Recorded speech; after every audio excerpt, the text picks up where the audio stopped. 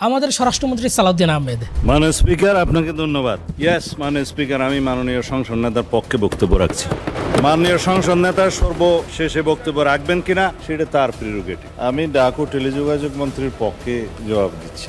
বোরো ধান ক্রয়ের জন্য আমরা কেজি প্রতি ৩৬ টাকা নির্ধারণ করেছি, যেটা পূর্বের দামের আগে যেভাবে সংগ্রহ করা হয়েছিল একই। এদেশে জুয়া, অনলাইন জুয়া এবং মাদকের বিরুদ্ধে জিরো টলারেন্স ঘোষণা করেছে। সংসদে দাঁড়িয়ে বলতেছেন এই পর্যন্ত জ্বালানি সংকটে কি দেশের কোনো কিছু বন্ধ হয়ে গেছে?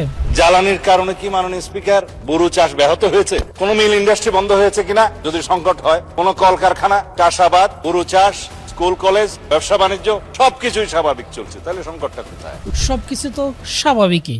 সব চঙ্গাসি।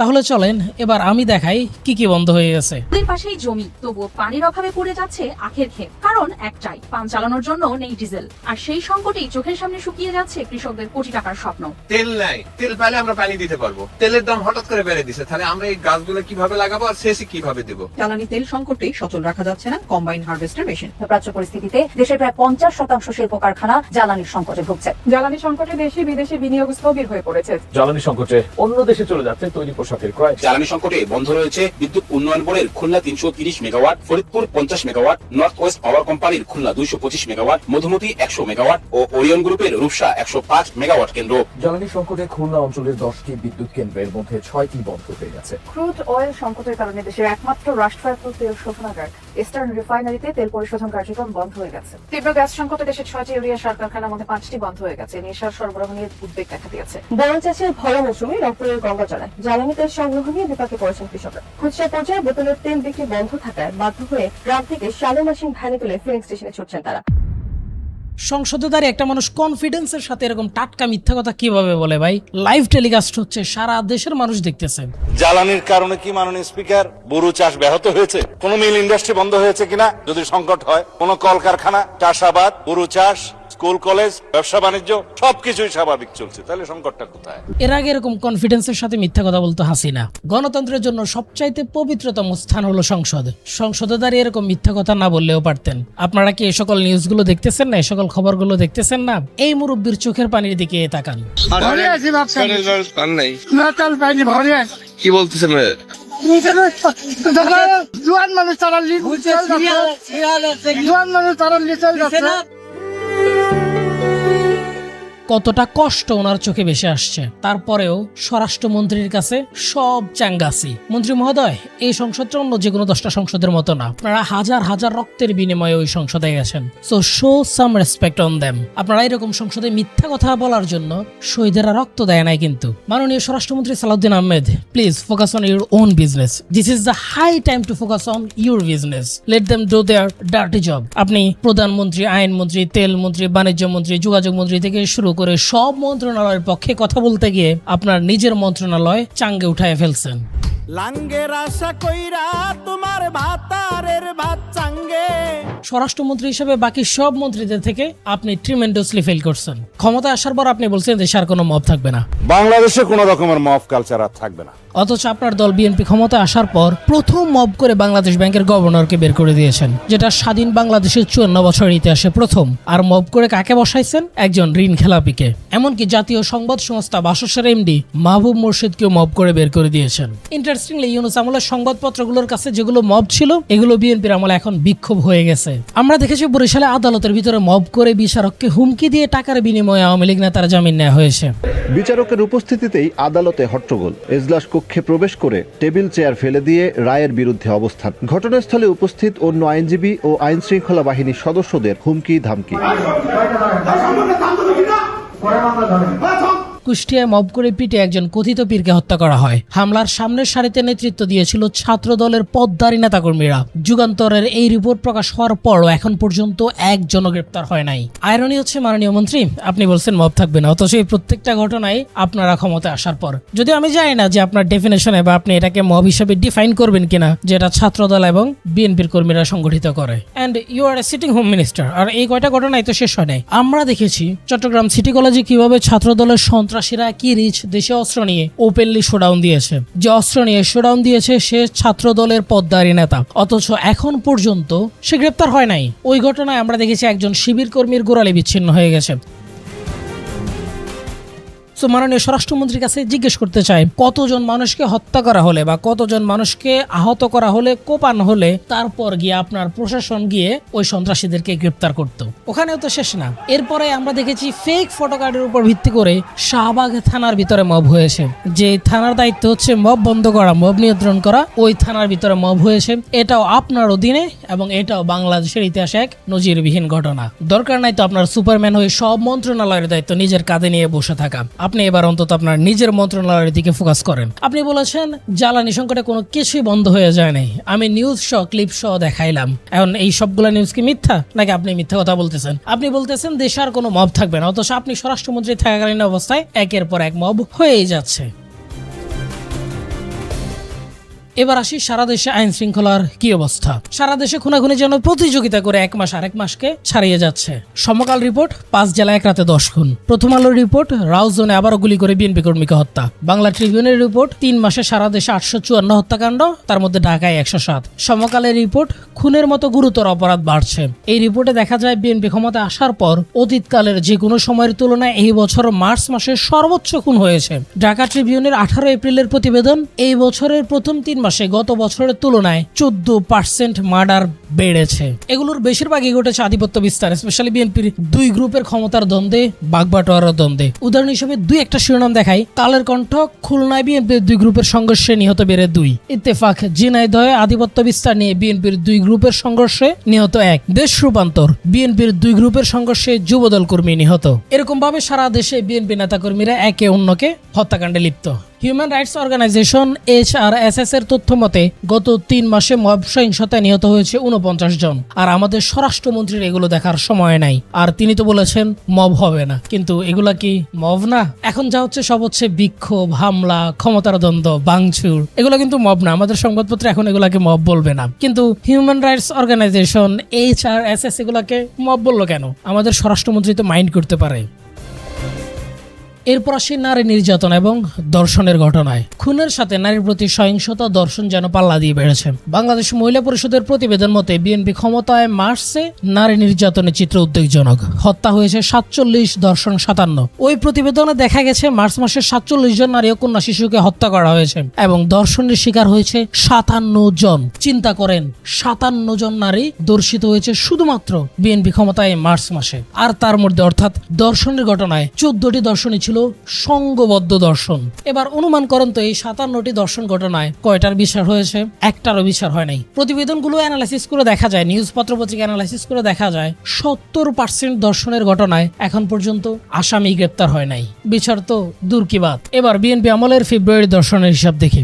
মানবাধিকার সংস্থা HRSS এর প্রতিবেদনে দেখা যায় ফেব্রুয়ারিতে সংঘবদ্ধ দর্শনের শিকার 10 নারী ও শিশু, খুন 3। ওই প্রতিবেদনে দেখা যায় ফেব্রুয়ারিতে 236 জন নারী ও কন্যা শিশু নির্যাতনের শিকার হয়েছে। এর মধ্যে অর্থাৎ 236 জনের মধ্যে 45 জন নারী, শিশু, কিশোরী ধর্ষণের শিকার হয়েছেন। তার মানে ফেব্রুয়ারিতে ধর্ষণের শিকার হয়েছে 45 জন আর মার্চ মাসে ধর্ষণের শিকার হয়েছে 57 জন। অর্থাৎ এক মাসের ধর্ষণকাণ্ড আরেক মাসকে ছাড়িয়ে যাচ্ছে। আর আমাদের স্বরাষ্ট্রমন্ত্রীর সেদিকে কোনো খেয়াল নাই। তিনি সংবিধান নিয়ে ব্যস্ত, তিনি প্রধানমন্ত্রীর পক্ষে বক্তব্য দিতে ব্যস্ত, তিনি যোগাযোগ মন্ত্রীর পক্ষে বক্তব্য দিতে ব্যস্ত, তিনি ভূমি মন্ত্রীর পক্ষে বক্তব্য দিতে ব্যস্ত, কিন্তু তার নিজের মন্ত্রণালয়ে কোনো খবর নাই। এরপর দেখি বিএনপির বেপরোয়া চাঁদাবাজি। ভাই, বিএনপির চাঁদাবাজি নিয়ে আলাদা করে কিছু বলতে চাই না। মানে এই চাঁদাবাজি বিএনপি নামের সাথে এত ওতপ্রোতভাবে জড়িয়ে গেছে যে বিএনপি চাইলে এটা থেকে মুক্ত হতে পারবে না। মানে এই চাঁদাবাজি শব্দটা থেকে, এই চাঁদাবাজির অভিশাপ থেকে মুক্ত হতে পারবে না। এর আগেও চাঁদাবাজির ডিটেইলে একটা ভিডিও বানিয়েছি, কই পর্যন্ত এই চাঁদা যায়। এই ভিডিও দেখলেই বুঝতে পারবেন কেন বাংলাদেশে এই চাঁদাবাজি বন্ধ হবে না। সো এছাড়া আমরা 5 আগস্টের পর দেখেছি সারা দেশে কি বেপরোয়া বিভৎস চাঁদাবাজি শুরু করেছিল বিএনপি, যেটা আওয়ামী লীগ তো করতো, একটু রয়েস হয়ে করতো, কিন্তু বিএনপির মধ্যে সেই রয়েছে করাটাও নাই। স্টার নিউজের এই নিউজটা আপনারা রিসেন্টলি দেখেছেন, যেখানে কারওয়ান বাজারের একদিনে মানে 24 ঘন্টা 1 কোটি টাকার চাঁদাবাজি হয়। এই নিউজটা আপনাদের সামনে এসেছে। এক দোকানে ভাই টাকা দেয়, মাসিক নেয়, কেউ দৈনিক নেয়। সরকারি রাস্তা ভাড়া আপনি কেমনি নিন? আমি তো রাস্তা ভাড়া, এটা আরেকজনের নেয়, আমার তো নেয়। কি আরেকজনটা কি? রাসেল। যুবদল এই স্বেচ্ছাসেবক দলের। এমনকি ওদের প্রতিবেদন ওরা ছবি সহ দেখিয়েছে কারা এই চাঁদাবাজিগুলো করতেছে, কাদের পকেটে টাকা যাচ্ছে। কিন্তু বলেন তো, স্টার নিউজের এই এত বড় প্রতিবেদন যেটা সংসদে পর্যন্ত আলোচনা উঠছিল, বিরোধী দলীয়রা এই আলোচনা তুলছিল, কিন্তু বলেন তো এই সংসদ পর্যন্ত যাওয়ার পরে, এত বড় প্রতিবেদন যাওয়ার পরে একজন চাঁদাবাজকে গ্রেপ্তার হয়েছে? হয় নাই এবং হবেও না। 5 আগস্টের পর তো বিএনপি নেতা ঘোষণা দিয়ে কারণ বাজারে চাঁদাবাজির দায়িত্ব নিয়েছেন। আমি তাজগাঁ থানা যুব দলের সদস্য সচিব। মাসের 10 তারিখ থেকে আমি বসছি, আমি এটা উপকমিটির আহ্বায়কের দায়িত্ব পালন করতেছি। বিগত দিনে যে চাঁদাবাজারা ছিল তারা তো আসেনি, তাহলে এটার হাল তো ধরতে হবে। তখন আমি এবং ব্যবসায়ী মিলা, আমরা 20-25 জন মিল্লা এইটার হাল ধরছি। আওয়ামী লীগ যাওয়ার পরে ব্যবসায়ী দল। সো এই দলকে চাঁদাবাজ বলবেন না, আপনি কাকে চাঁদাবাজ বলবেন? এরকম ঘোষণা দিয়ে চাঁদাবাজির দায়িত্ব তো এর আগে আর কোনো দল নেয় নাই। সো এটা তো গেল কারওয়ান বাজার। একইভাবে গুলিস্তানেও বছরে 50 থেকে 100 কোটি টাকার চাঁদাবাজি হয়। মিরপুরেও একই অবস্থা। এমনকি এদের চাঁদাবাজি এত ভয়াবহ রূপ নিয়েছে যে নিজের দলের কর্মীরাও ছাড় পাচ্ছে না, নিজের দলের কর্মীদের কাছেও চাঁদাবাজি করতেছে। আমি দু একটা নিউজ দেখাই। চাঁদা দিতে অস্বীকার, যুব দল নেতাকে তুলে নিয়ে হাত পা ভাঙলেন বিএনপি নেতা। ফরিদপুরে চাঁদা না পেয়ে কৃষক দল নেতাকে কুপিয়ে জখম, হোটেল ভাঙচুর। চাঁদার দাবিতে পিকআপ চালককে বৈদ্যুতিক শক দিল যুব দল নেতা। অটোরিকশা স্ট্যান্ডে চাঁদাবাজি নিয়ে শ্রমিক দলের দুই পক্ষের সংঘর্ষ। নোয়াখালীতে বিএনপি নেতার বিরুদ্ধে 2200 লিটার ডিজেল লুটের অভিযোগ। চলছে নীরবে চাঁদাবাজি। পত্রপত্রিকায় প্রতিবেদন আছে, সব প্রমাণ আছে, ছবি সহ আছে। কয়জন চাঁদাবাজ গ্রেপ্তার হয়েছেন? গ্রেপ্তার হইলেও তারা 2 দিন পর ছাড়া পাওয়া যাচ্ছে। তো চাঁদাবাজি নিয়ে এই জন্য আর কথা বলতে ভালো লাগে না, বা চাঁদাবাজি নিয়ে এই জন্য কথা বলতে ভয় লাগে। হয়তো দেখা যাবে আমাদের মাননীয় স্বরাষ্ট্রমন্ত্রী সালাউদ্দিন আহমেদের প্রশাসন যারা চাঁদাবাজি করতেছে তাদেরকে গ্রেপ্তার করবে না। কিন্তু আমি এই যে চাঁদাবাজির প্রতিবাদ করতেছি, চাঁদাবাজির প্রতিবেদনগুলো আপনাদের সামনে তুলে ধরতেছি, এই জন্য আমাকে গ্রেপ্তার করে নিয়ে যাবে, বলবে তুই এগুলো মানুষের কাছে বলতেছিস কেন? চাঁদাবাজি তো হচ্ছে সবাই জানে, এগুলো আবার আলাদা করে বলার কি দরকার? কিন্তু চাঁদাবাজি বন্ধ হবে না, চাঁদাবাজি তিনি বন্ধ করবেন না। আর আজকের ভিডিওতে যতগুলো পত্রপত্রিকার প্রতিবেদন দেখিয়েছি, একটাও কিন্তু প্রফেসর ইউনূসের আমলের না, সবগুলো বিএনপি ক্ষমতা আসার পর বিএনপির এই সময়ের। আমি প্রত্যেকটা নিউজের লিঙ্ক, প্রত্যেকটা সোর্স ডেসক্রিপশন বক্সে দিয়ে দিব, আপনারা চাইলে ক্রস চেক করে নিতে পারেন, ফ্যাক্ট চেক করে নিতে পারেন। এরপর আসি সীমান্ত হত্যা থামছেই না। সালাউদ্দিন আহমেদ স্বরাষ্ট্রমন্ত্রী হওয়ার পর ইন্ডিয়ান হাই কমিশনারের সাথে দেখা করেন। দেখা করে তিনি হাই কমিশনারকে বলেন যে যাতে আমাদের সীমান্ত হত্যার কথা শুনতে না হয়, এটা যাতে বন্ধ হয়। বিশেষ করে আমি বর্ডার ইস্যু নিয়ে কথা বলেছি। বর্ডার হত্যার বিষয়টি যেন আমাদেরকে আর শুনতে না হয়, সেই বিষয়ে যেন আমরা সবসময় এনগেজড রাখি। বর্ডার হত্যার বিষয়টি যেন আমাদেরকে আর শুনতে না হয়, সেই বিষয়ে যেন আমরা সবসময় এনগেজড রাখি। কিন্তু তার এই বক্তব্যের বাস্তবতা দেখাই। 8 এপ্রিল 2026 ডেইলি স্টারের রিপোর্ট, পাটগ্রাম সীমান্তে বিএসএফ এর গুলিতে বাংলাদেশি নিহত। 17 এপ্রিল 2026 আমার দেশের রিপোর্ট, বিএসএফ এর গুলিতে সীমান্তে বাংলাদেশি নিহত, 4 দিন পর লাশ উদ্ধার। সম্প্রতি নেত্র নিউজের একটা প্রতিবেদন আসছে যেখানে বলা হয় সীমান্তে শিশু হত্যা দায়হীন বিএসএফ। ভারতীয় সীমান্তরক্ষী বাহিনী বিএসএফ এর গুলিতে হত্যার শিকার হচ্ছে বাংলাদেশি শিশু কিশোররা। সীমান্তে তারা ব্যবহার করছে প্রাণঘাতী অস্ত্র। মানবাধিকার কর্মীরা বলছেন এটা স্পষ্ট আন্তর্জাতিক আইনের লঙ্ঘন। এমনকি আমরা যদি বাংলাদেশ ইন্ডিয়া বর্ডার কিলিং এর ডেটা অ্যানালাইসিস করি, তাহলে আমরা দেখি বিএনপি যখন ক্ষমতায় ছিল সেই সময়টাতেই সবচাইতে বেশি বাংলাদেশি হত্যা করেছে প্রতিবেশী রাষ্ট্র ভারত, যেটা বিএনপির স্পষ্টত কূটনৈতিক ফেলিউরকে নির্দেশ করে। তাহলে ওভারঅল কনক্লুশন কি দাঁড়ালো? সালাউদ্দিন আহমেদ বলছেন দেশের জ্বালানি সংকটে কি কোনো কিছু বন্ধ হয়ে গেছে কিনা, দেখালাম কি কি বন্ধ হয়ে গেছে এবং সামনের দিকে আরো বন্ধ হচ্ছে এবং এই সংকট আরো কত তীব্রতর হচ্ছে। সালাউদ্দিন আহমেদ বলছে দেশে কোনো মব থাকবে না, দেখালাম কি পরিমাণ মব সিগনিফিকেন্টলি বাড়তেছে। থানার ভেতরে পর্যন্ত মব হচ্ছে, যেটা ইউনূস আমলে মানে দেশের আইনশৃঙ্খলা পরিস্থিতি সবচেয়ে খারাপ ছিল ইউনূস আমলে। এরকম মব কিন্তু ইউনূস আমলে থানার ভেতরে হয় নাই। এরপরে সালাউদ্দিন আহমেদ বলছেন তার আইনশৃঙ্খলা পরিস্থিতি উন্নত করেছেন তারা আসার পর, কিন্তু আন্তর্জাতিক মানবাধিকার সংস্থা থেকে শুরু করে দেশীয় মানবাধিকার সংস্থা, পত্রপত্রিকা রিপোর্ট সবকিছু বলতেছে বিএনপির এই 3 মাসে, প্রথম 3 মাসে, ইউনূসের প্রথম 3 মাস থেকে আরো সন্ত্রাস, হত্যাকাণ্ড, বিশৃঙ্খলার অবস্থা বেড়েছে। এমনকি প্রতিবেদনগুলো আন্তর্জাতিক মানবাধিকার সংস্থা বা দেশীয় মানবাধিকার সংস্থার প্রতিবেদনগুলো বলতেছে ইউনূস আমলের প্রথম 3 মাসের চাইতে বিএনপির আমলের প্রথম 3 মাসে মব ভায়োলেন্স, মার্ডার অন্ততপক্ষে 14% বেড়েছে। সালাউদ্দিন আহমেদ ভারতীয় হাই কমিশনারের সাথে দেখা করে বলেছেন সীমান্ত হত্যা দেখতে চান, এটা বন্ধ করতে হবে। অথচ এপ্রিল মাস, যে এপ্রিল মাস এখনো শেষ হয় না, অলরেডি 2 জন বাংলাদেশিকে ভারতীয় বিএসএফ গুলি করে হত্যা করেছেন।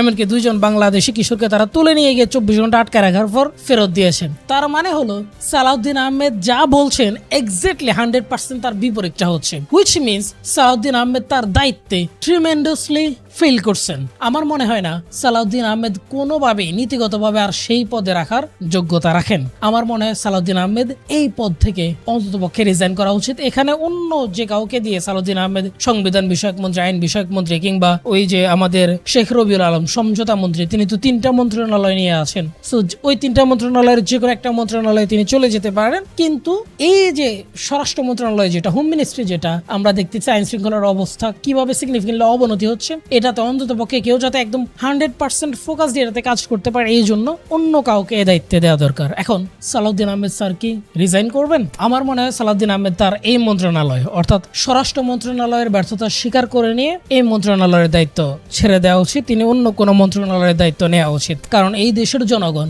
5 বছর ধরে সালাউদ্দিন আহমেদের কনফিডেন্সের সাথে মিথ্যা বলা এটা শুনতে চায় না। জনগণের সাথে এরকম মিথ্যা কথা বললেন না। পারলে ডেভেলপ করেন সিচুয়েশন, আর যদি না পারেন তাহলে এই মন্ত্রণালয়ের দায়িত্ব ছেড়ে দিন।